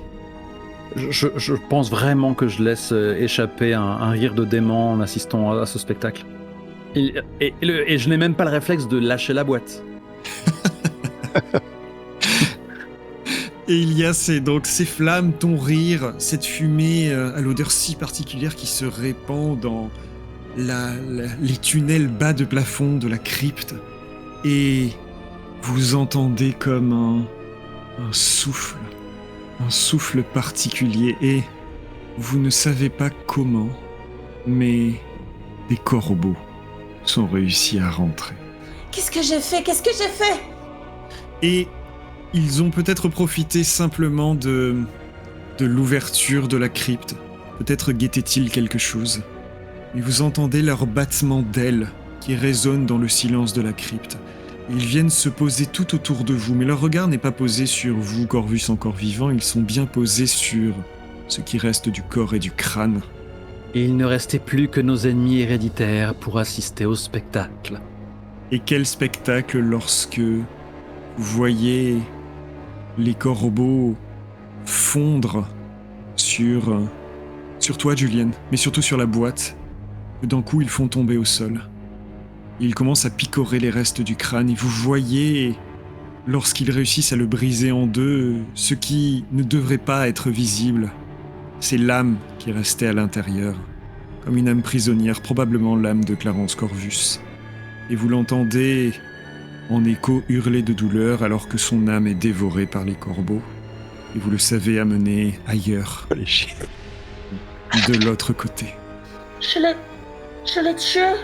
Et les corbeaux, une fois leur repas consommé, repartent. Qu'est-ce qui m'a pris? Pourquoi est-ce que j'ai fait ça? Tu l'as fait avec la meilleure des volontés. J'ai eu peur, j'ai paniqué, mais Je regarde mes mains. J'ai tué quelqu'un. Je l'ai livré à la brume. Je lui saisis les mains, si je puis me permettre. Ça faisait un moment qu'il avait cassé sa pipe, ma sœur. Oui, mais son âme était toujours là et je l'ai livré à la brume. C'est encore pire que la mort. Les yeux écarquillés. Et j'aimerais trouver un moyen en fait de savoir si dans cet au-delà, pire que la mort, il a retrouvé son aimé. Mais je n'ai aucun moyen surnaturel de l'apprendre. Je réfléchis à si il y a un élément de ton personnage qui permettrait ça. J'ai une petite idée. Si après tout, je ne l'ai pas encore fait. Il y a Juliane qui contemple sa sœur, qui semble vraiment, elle, la plus douce de nous tous, qui est vraiment dévastée par ce qu'elle est persuadée d'avoir fait, qui titube, l'arme du crime à la main, et Juliane lâche dans un souffle. Allons bon, je vais le faire pour toi, ma sœur. Je vais le faire pour toi. Eh bien, je pose une main sur le crâne béant, brisé, et cette fois, c'est ma propre malédiction à laquelle je fais appel. Oh mon Dieu! Oui. Ok. The Cask of Amontillado. Ce que j'ai rédigé en toutes lettres, mon empathie maudite me fait hériter de l'obsession des autres. Elle me colle à la peau et je dois la noyer dans l'excès où elle me dévore. Et donc c'est une action de lunatic. You see another's tenebrous motives as if... Oh non, vous excuserez mon accent. Hein. As if they were your own. Et j'ai tendance à mélanger la malédiction et l'action lunatique. D'ailleurs, tu m'avais déjà fait remarquer que c'était un peu tendu. Bah, disons qu'il y avait une proximité entre les deux. Là, quel est ton but ? Qu'est-ce que tu cherches à faire ? Comment dire ? Mon aîné a sous-entendu que c'était l'amour qui l'avait fait revenir. Visiblement, les corbeaux se sont assurés que ça ne se produirait pas. Les corbeaux ne nous ont pas dans leur cœur, contrairement aux chats. J'espère juste cerner les obsessions... Non, les motifs ténébreux qui ont amené son retour. Donc ce serait plutôt ton action. Voilà. Plutôt que la malédiction. Ok.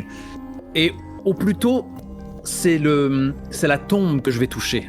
Comme ça, si ça se trouve, ce sont ceux du potentiel servant ou membre de la famille dont les motifs ténébreux vont m'être partagés. Ok.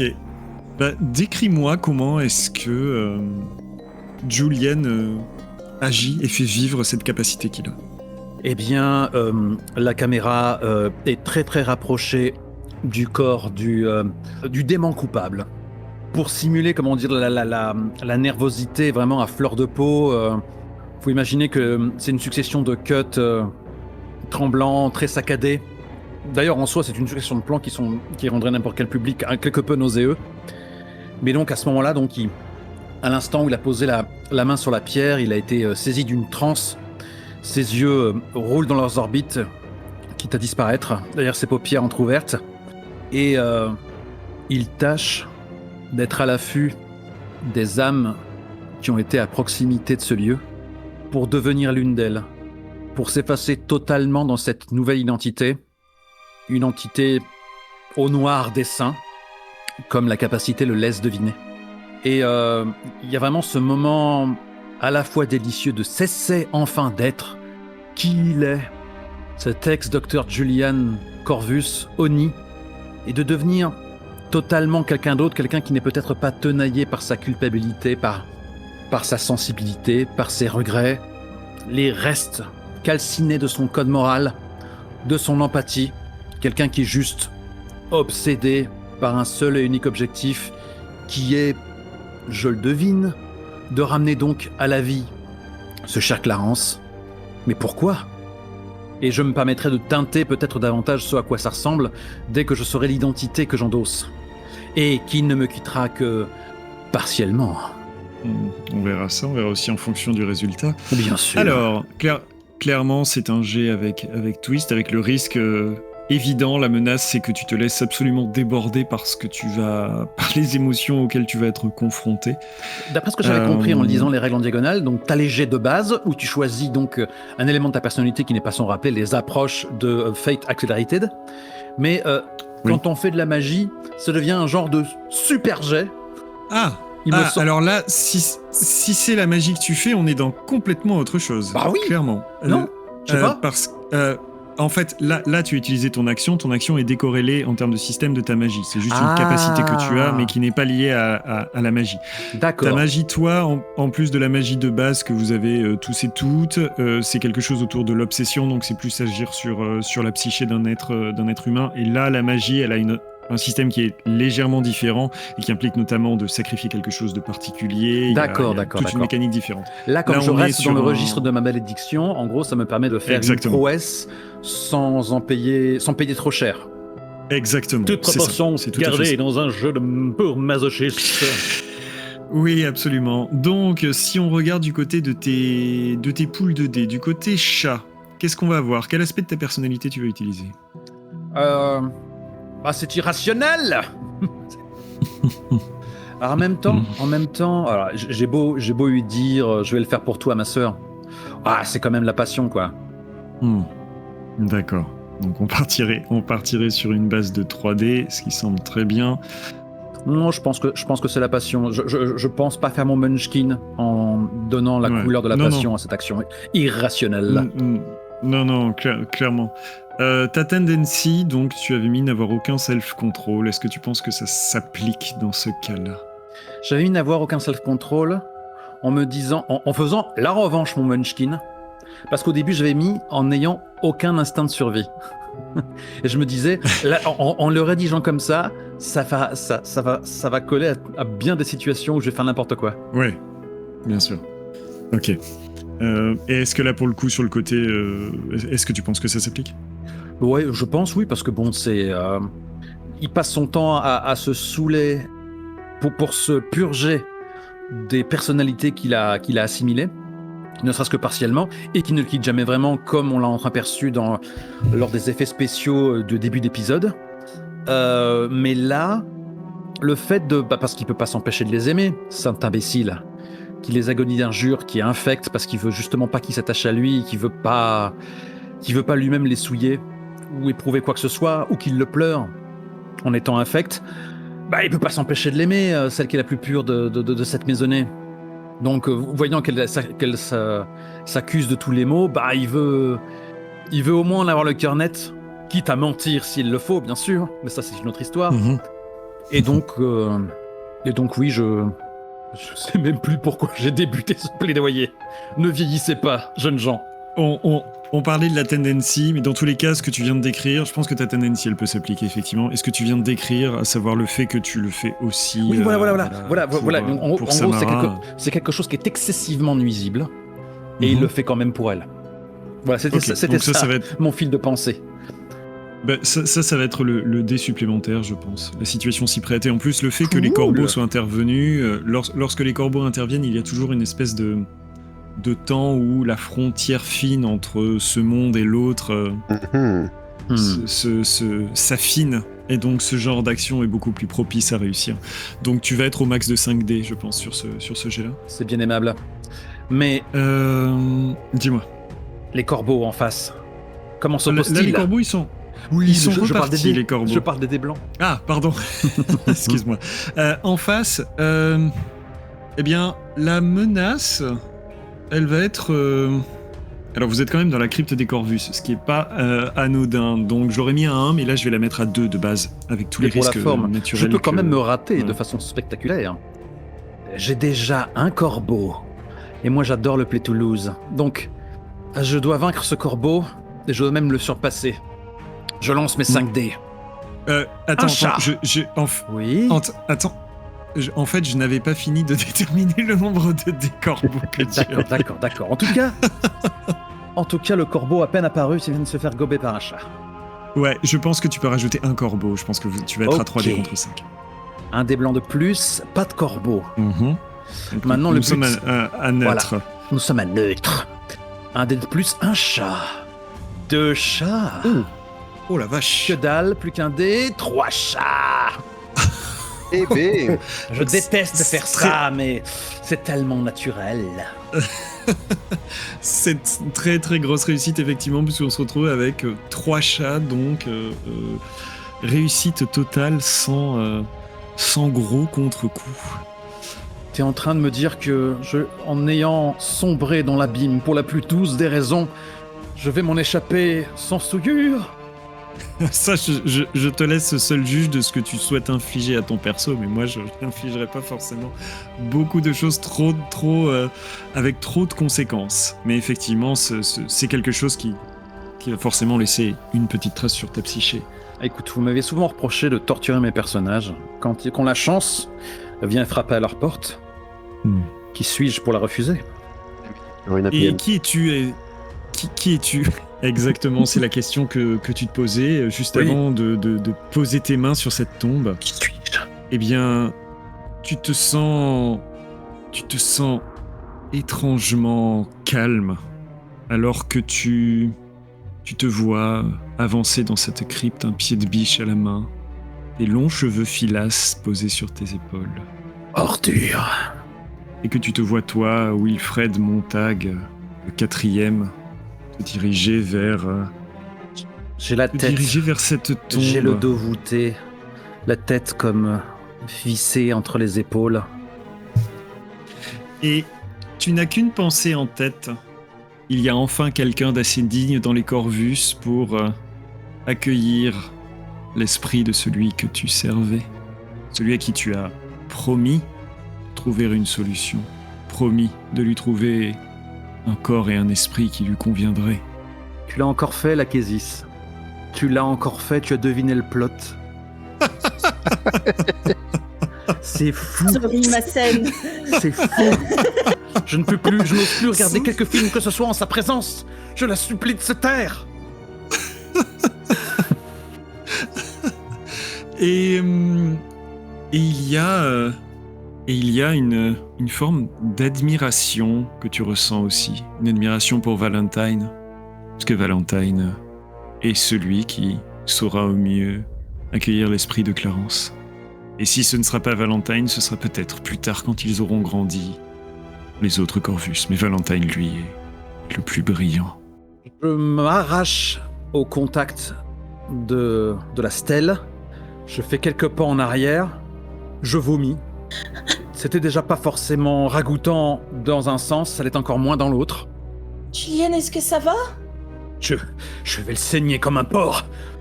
Qu'est-ce qui se passe? Montag! Yann. C'est lui qui a fait ça? C'était lui. C'est à cause de lui. J'ai enfin un coupable. C'est à cause de lui que le meilleur d'entre nous est parti le premier. Et je m'élance. Sans prendre la peine d'essuyer le filet de bave de mon Et je visage. t'empêche. Il faut que je te défende malgré toi. Eh bien, je te mets un coup d'épaule. Je veux J'ai une absolument être le question. premier. Voix ténébreuse, Oui? ma magie, je l'ai gagnée en peignant la vérité sur la mort de notre frère. Mhm. Et ce souvenir m'a été arraché en sacrifice. C'est ça, c'est ce que tu as sacrifié, ce savoir que tu as sacrifié pour pouvoir acquérir ta magie lorsque tu as été initié au sein de l'ordre de magie de la ville. Est-ce que, qu'on me le dise à nouveau, ça provoque quelque chose en moi? Oh, c'est une très jolie question. Oui, je ne vois pas pourquoi je dirais non à Bien ça. sûr. Oui.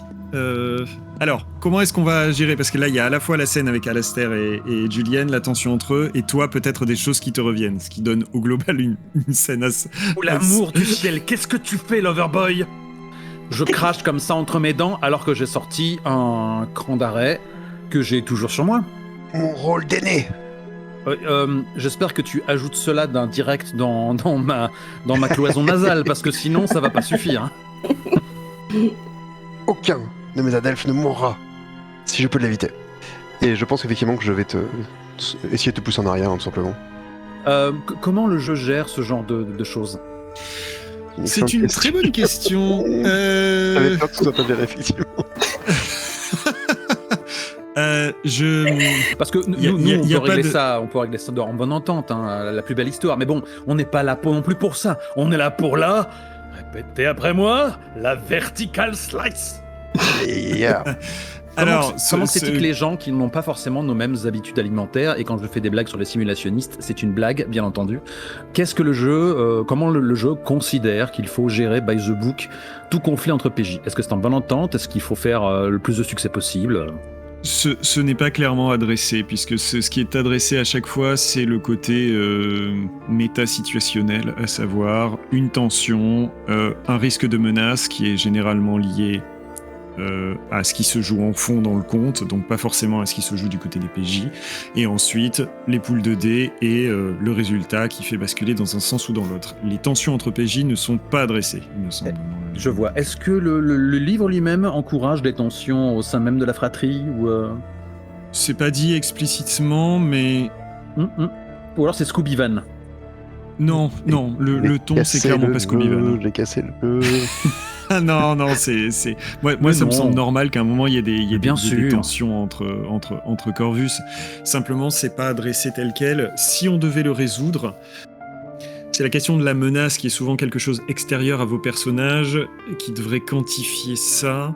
Il faudrait que il y ait un twist possible. Alors, en gros, que si on le posait vraiment à la manière dont fonctionne le système, il faudrait que ça se règle entre vous, mais que s'il y a un effet... négatif, ce ne soit pas ce ne soit pas au niveau de qui gagne entre vous ou qui prend le dessus, mais simplement quelque chose d'extérieur qui vient s'immiscer dans la situation et la compliquer. Ce qui est tout à fait possible quand on est dans une crypte de Corvus, je vous le dis tout de suite. Mais c'est parce que plein de choses peuvent se passer. Mais c'est pas une vraie question. C'est comme ça que je pense que ça pourrait se régler. Eh bien, nous verrons. Laissons-nous porter par la fiction. Et alors que tu as clamé que tu ne perdrais pas un autre Adelphe de ton vivant, et moi de cracher, nous avons vu où cela nous a mené la dernière fois que tu as agi pour mon propre bien. Et est-ce que cette phrase perfide te lacère le visage comme un coup de fouet et suffit à ce que je passe en trombe, la lame au poing ? Rappelle-toi, visiblement, tu as failli me tuer en tentant de me purger de... Ou alors c'est moi qui ai failli te tuer, je sais plus, on n'a jamais trop statué là-dessus. C'est moi qui ai failli te tuer en essayant de te purger de tes souvenirs traumatisants. Au contraire, tu n'avais fait qu'à me faire remonter à la surface. Exactement. Donc il est possible que, si ça te va, que je hoche la tête et que je te dise « Eh bien, nous le tuerons ensemble » et je cours avec toi. En tout cas, je t'ai pas trop laissé le temps d'articuler, mais tu es sur mes talons. Qu'est-ce que tu fais, du coup ? Sauf que... Oui. Avant que l'on passe à la suite, il faut que l'on revienne sur la question de Samara et ce qu'a proposé l'Akésis. C'est-à-dire que, de ton côté, Samara, tu as effectivement, lorsque tu apprends une forme de vérité sur ce qui est arrivé à Valentine, tu as des flashs qui te reviennent. Et c'est comme s'il y avait peut-être une partie de toi-même que tu récupérais malgré toi avec toute la violence que ça peut impliquer. Et tu as des images de toi en train de peindre dans les sous-sols de l'ordre, du bâtiment de l'ordre, au cœur de Raven, là où tu as passé ton initiation, où tu fais appel à tout cet art naissant que tu viens d'acquérir pour aller chercher cette vérité que tu cherches à connaître depuis la mort de Valentine. Tu le dessines. Et contrairement à ce que tu pouvais peut-être imaginer lorsque tu essayais de te rappeler en sachant que tu ne pourrais jamais avoir accès à ce souvenir, ce n'est pas le moment où il a plongé son visage dans la cire chaude qui revient. Ce serait trop évident. Ce n'est pas la manière, mais bien la cause de sa mort qui est importante. Tu le vois devant un miroir qui est son atelier. Tous ces miroirs, parfois des angles bizarres qui occupent l'espace. Il est devant un en particulier. Un miroir ovale, argenté, au bord joliment décoré. Il y a son reflet que tu as peint. Son reflet qui semble se comporter différemment de lui-même. Au-dessus de Valentine, il y a cette figure spectrale que tu reconnais comme étant celle de Clarence Corvus. Son of a bitch! Silhouette qui ne se retrouve pas dans le reflet du miroir. Et la main spectrale, à moitié effacée de Clarence Corvus, semble être comme plongée dans le dos de Valentine, au niveau de son cœur, et son autre main au niveau de sa tête. C'est cette image forte, violente, qui te revient en tête brutalement. Je pense que mes frères ne se rendent pas compte de ce qui est en train de m'arriver, parce qu'ils sont trop pris à leur dispute et à leur accord d'aller tuer ensemble, et que je vais faire quelque chose d'horrible pour mon personnage. Ils sortent en courant de la crypte, ils me laissent seule à l'intérieur, parce que moi je suis plongée dans le souvenir, et quand je reviens à moi, en larmes, en train de les appeler, en panique, au lieu de me diriger vers la sortie, dans ma peur, avec les images qui sont encore devant mes yeux, je ne vois pas vraiment où je vais, je m'enfonce encore plus dedans. C'est parfait. Vu l'heure et vu les enjeux, je vous propose qu'on s'arrête là, si ça vous va. Ouais. Alors que, voilà. Alastair et Julienne, vous foncez vers la surface et Montag, et toi, ça tu t'enfonces dans les profondeurs de la crypte Corvus. J'apprécie le fait qu'on accuse tout le temps Volsung de faire du mal à ses personnages, mais c'est parce que les gens ne m'ont pas encore rencontré dans ce genre de JDR. Je relève le défi. Oh là là. Mais là, vous êtes sur le point de commettre un crime cardinal, à savoir faire du mal à un serviteur. Donc effectivement, Mais à quoi ça Ah, le bien. pouvoir si on ne peut pas en abuser, voyons. Ils sont suffisamment bien payés pour cela. Ok. C'est bon d'être riche. Ça va qu'on passe en débrief? Oui. Ah, Oui. Ouh là là. J'aimerais pas m'appeler Montag là tout de suite. Hein. On va en faire des tagliatelles. Mais ce qui est intéressant, c'est que Et j'ai effectivement deviné que le serviteur aidait l'autre à prendre la place de notre frère, mais je pense que c'est genre un quart du truc. Hein. Ne t'inquiète Bien pas, sûr. Wolfsung. Bien sûr, il n'a pas ourdi ce plan tout seul. Parce que notre mère m'a quand même dit qu'elle en savait plus qu'on le croyait. Donc, Oh non, non, non, ça c'était du flan, elle a dit ça parce qu'elle était frustrée. oui, bien sûr. Qu'est-ce que vous avez pensé niveau déroulement, rythme ou système, puisqu'on s'en est approché un petit peu plus? Ah, mais c'était génial. Ah, ok, cool. Je trouve que... Alors, t'as pris du temps vraiment pour expliquer la première fois avec moi qu'on a lancé les dés, mais après, c'était assez fluide. Le système est simple. Et j'aime bien. J'ai eu peur d'un ventre mou à un moment, où moi-même j'étais un petit peu en train de planer. Mais que je l'ai affabulé ou pas, on a remis la main sur la barre par la suite, quoi. J'ai eu un petit peu peur de pas réussir à... Enfin, pendant effectivement peut-être cette deuxième partie, de pas trop réussir à savoir comment me saisir de la fiction, bon, à part avec effectivement la magie et le fameux positionnement fictionnel. L'exemple typique, c'est un move de PBTA qui te montre très bien comment mettre tes mains dans le cambouis. Là, j'avoue que j'étais un petit peu en... Comment dire? J'ai pas trop réussi comment actionner mon personnage à ce moment-là, je pense. Mais en dehors de ça, non, c'était vraiment super chouette. C'est sûr que c'est plus lâche sur ce plan-là. Hein. Oui. En même temps, comme le sont tous les autres jeux de rôle. Mais c'est sûr que... C'est ce que j'aime bien, justement, parce que je peux m'imaginer faire plein de conneries, et de temps en temps, la voix ténébreuse me dit « Ah, là, faut que tu lances les dés », et de temps en temps, elle dit « Ouais, non, vas-y ». Et du coup, là-bas, ok. Yes. Mais ouais, moi c'est ce sur quoi j'ai été un peu flottant, et je pense que ça participe au peut-être petit sentiment de ventre mou qu'il y a pu y avoir à un moment. C'est que je me suis retrouvé avec l'envie qu'on aille un petit peu se frotter au système, et il y a des fois où je pense que les demandes de G ou les propositions de G étaient assez adaptées. Je pense au début avec le tableau de Samara, et puis là surtout toute cette partie de fin, c'était vraiment sensé. Au milieu, par exemple, et tu l'avais d'ailleurs soulevé, Volsung, et je m'en suis rendu compte après coup que c'était peut-être pas obligé, mais j'ai été un peu poussé par l'idée d'aller provoquer des trucs. Quand vous posez la question à Montag, est-ce que c'était le bon moment de faire un jet de dés, je suis pas entièrement certain, même si ça amène le truc du père, ce qui est pas inintéressant. Mais je te rejoins, JC, sur le fait que moi j'avais du mal à voir comment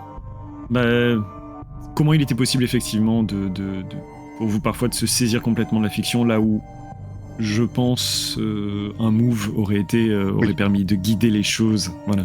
C'est vrai que typiquement là, je trouvais que j'avais pas vraiment donné de commande d'action à mon perso pendant la partie, et c'est un peu toujours mon but de dire bon allez, là je vais dire exactement qui il est. Alors c'est pas vrai, Ouais. hein, au début c'était vraiment très riche et tout, mais là c'était vraiment le truc où par exemple là je voulais vraiment griller la priorité à mon frère à la fin, et j'avais aucun moyen matériel de le faire C'est sans ça. tout casser et répéter mon péché de essayer de lui cramer ses souvenirs pour les prendre. Donc là, ouais, là j'étais un peu en manque de système sur ce plan. Mais sur cette scène-là, en fait, si on suivait le système, ce que j'ai expliqué, ce que ça aurait pu donner, c'est vous faites un jet, et finalement, la manière dont se dessine le combat enfin le combat, je mets ça avec des dents Oui, guillemets, bien on va entendu. dire la tension plus.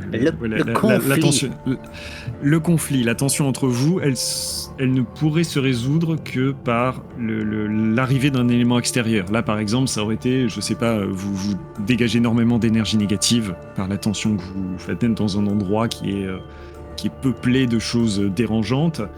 Ça aurait pu attirer une de ces choses à vous. Et donc ça aurait été un élément extérieur qui serait venu intervenir et résoudre le truc, mais de façon exogène en fait. Pas comme un move qui décide entre vous de Oui, ce voilà. qui se passe. Parce que un des grands axes de mon perso, c'est effectivement d'essayer de protéger les autres contre leur volonté. Et ma première idée, c'était carrément de vous enfermer dans la crypte pour vous protéger avec des énormes guillemets. J'aurais peut-être dû le mentionner d'ailleurs. Mais là, je suis un peu frustré. Inquiète, je m'en suis chargée. C'est ça. Je suis un peu frustré par ce point. Qu'est-ce que tu aurais espéré, du coup? Vraiment recommencer à faire mon hubris de vouloir vous sauver malgré vous et être te voler un peu cette vengeance, quoi. Bah, il n'est pas encore trop tard pour le faire, hein, tu sais. Oui, je pense que ça pourra intervenir. Là, tu pipotes avec le fait qu'on le fait ensemble, on commence à dévaler les escaliers, tu me mets un croc en jambe, et là, pour le coup, comme nous sceller temporairement dans le caveau, là, pour le coup, c'est faire vraiment appel à la magie en dehors des capacités innées de ton stand, ça y est, je l'ai dit. C'est ça. Et du coup, on lance le move. Après, je vous rappelle qu'on peut faire de la petite magie et que tu peux l'attacher avec les cordelettes qui retiennent les rideaux et c'est bon, quoi. J'avais oublié qu'on pouvait faire de la petite magie de ce type. Et, un cantrip, comme on dit. Voilà, du coup, une grande partie de mes critiques, entre guillemets, étaient pas forcément fondées, ouais, tout à fait. Mais oui, tu peux faire appel à la petite magie pour faire des trucs, parce qu'il me semble qu'il faut que ce soit faisable physiquement ce que tu demandes, et c'est tout à fait faisable d'attacher quelqu'un avec une corde, tu vois, donc boum boum. Par contre, Raven étant Raven, c'est pas des cantrips, hein, c'est que n'importe quelle utilisation de la magie, c'est un coup. C'est sale. Un coup important. Tu vas sacrifier quelque chose qui t'est cher, tu vas sacrifier la conscience de ton frère en toi, genre c'est mort. Le peu qui restait, terrible. C'est quelque chose que j'ai découvert sur le tard vis-à-vis du jeu et que je me suis empressé d'exclamer à la première séance sur le fait que, voilà, on se la joue Penny Dreadful, on se la joue Nouvelle de Peau, sauf que là, la magie, elle est là, quoi. Et certaines... Alors, ça veut pas dire que monsieur tout le monde peut en user, mais il y a quand même pas mal de personnes capables de le faire au sein de la cité, quoi. Il y a même des ordres, il y a même des factions. Qui sont un peu en retrait parce qu'on est sur un one-shot, hein, donc je voulais pas faire rentrer non plus trop d'éléments. Hâte-toi d'acheter ta VF, public. Est-ce que d'ailleurs ça vous dérange le fait que j'ai séparé Samara du reste du groupe? Parce que je me suis demandé après l'avoir fait, parce que ça voudra dire que quand même pendant une partie de la 3e et possiblement dernière session, je serai sans vous. Frankly, my dear, for me it was a Tuesday. Ok. Moi je trouve ça très bien, je trouve ça très... En plus ça rejoint, tu recolles avec l'intention première qui était là d'aller chercher plus profondément, même si c'est pas ça la raison, ce qui t'amène au final à t'enfoncer, mais ça rejoint ça, donc c'est... Et puis je vais pas te mentir, il y a le côté narratrice en moi qui était là en mode la voix ténébreuse n'arrête pas de dire qu'il y a des choses intéressantes dans cette crypte. Et donc là, j'ai eu envie de prendre un bâton et de l'enfoncer dans la fourmilière, et je me suis dit, mais c'est une occasion en or. Absolument. Et là, en plus, tu coches une des cases de ma ligne éditoriale, quoi. Sur le fait que les PJ sont pas là pour faire joli, d'autant que c'est un jeu qui l'encourage. Ouais, complètement. D'aller poker les trucs étranges de la famille Corvus, on est clairement là pour ça. Faut pas hésiter à être moteur. Est-ce qu'il y a quelque chose de plus gothique qu'une jeune femme dans une robe claire qui s'enfonce dans une crypte en pleine crise de folie avec des... Mais sans chandelier cette fois. Sans chandelier cette fois. On peut pas tout avoir. Pour revenir rapidement peut-être sur le système même au niveau de la dynamique, je reste partagé sur vraiment le système, le calcul des dés, et je trouve que ça manque peut-être un peu de tension, notamment avec le fait qu'il peut y avoir qu'un maximum identique dans les deux poules. Je trouve que ça remet beaucoup trop de choses au hasard, mais bon, ça c'est...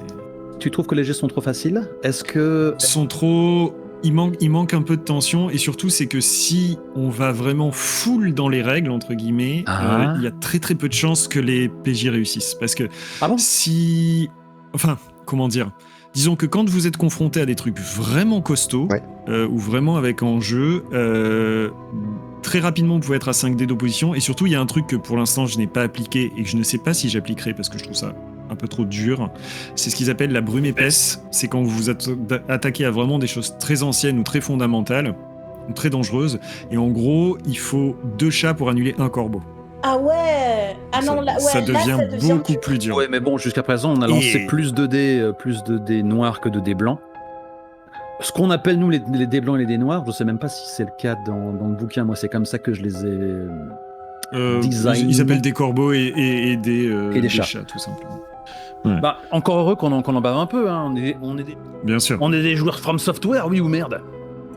Bien sûr, mais il y a toujours le côté fit ou pas aussi. C'est-à-dire que si en face, il y a vraiment trop pour que vous ne puissiez pas...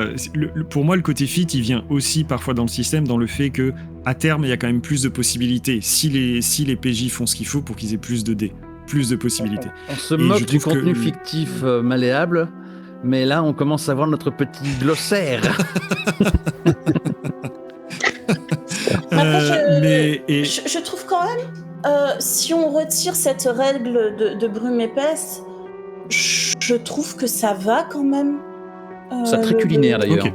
Le système, il est facile à prendre en main, il est simple, et c'est un jeu qui te pousse à vraiment être moteur de la situation. Oui, c'est sûr. Donc, ne sont-ils pas nos favoris, ces jeux-là? Ça me donne envie de mener du Raven, cette histoire. Bah écoute, bienvenue. Alors que nous avons un Scum and Villainy et un 30 Sword lesbienne non orionnage tout frais, tout neuf, tout beau, tout en VF. Mais j'ai envie de jouer et de mener tous les jeux, tu le sais.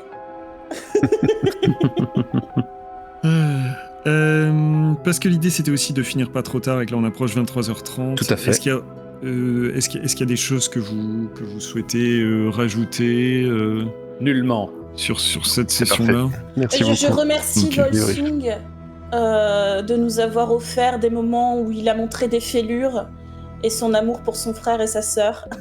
Car c'était ma demande de début de session. C'est vrai. Tu avais highlighté ce move. Tout à fait. Là, c'est vraiment du jargon de joueur de Oui. de joueur de Jeu de la vieille PVTA. Ouais. Très En bien. même temps, voilà, Et pour la c'est plus cool, hein, je veux dire. suite, Bah ouais. Il faut mériter le. et- Oui. Pour la suite, donc, on était parti sur 3 séances. Non, Là, on était parti sur 2 mais- pour avoir l'excuse d'en faire 3. Oui, on était parti Je sur vous deux vois fois, arriver là, sans attention. faire quoi. Hein. C'est pas vous Non, qui je vais- montez. je vais- je- C'est pas vous qui montez au je vais- poil de cul là avec la musique qui va venir, c'est épuisant. je vais essayer de faire en sorte qu'on tienne ça sur 3. Et pourquoi Après, Pour une centaine de vues. Oh, chut. Ouais, oui, mais pour un beau résultat aussi. Alors qu'il suffirait d'un unboxing pour en faire tellement plus. Bah, si tu veux, je me filmerai en train d'unboxer Oui. mes livres. Allez. Mon dernier cadeau, Raven. c'est comment ça s'appelle? De quoi? La grosse boîte. Ah, c'est Humblewood de Hippon Press. Qui est Voilà. magnifique. Unboxing Humblewood. Ah, Il est magnifique, Mille vues. c'est une très belle campagne. Mais c'est sur du DD. Est-ce qu'on était sur le point Oui. de s'arranger pour la prochaine session? Est-ce que c'était ça ton intention, Ulfric?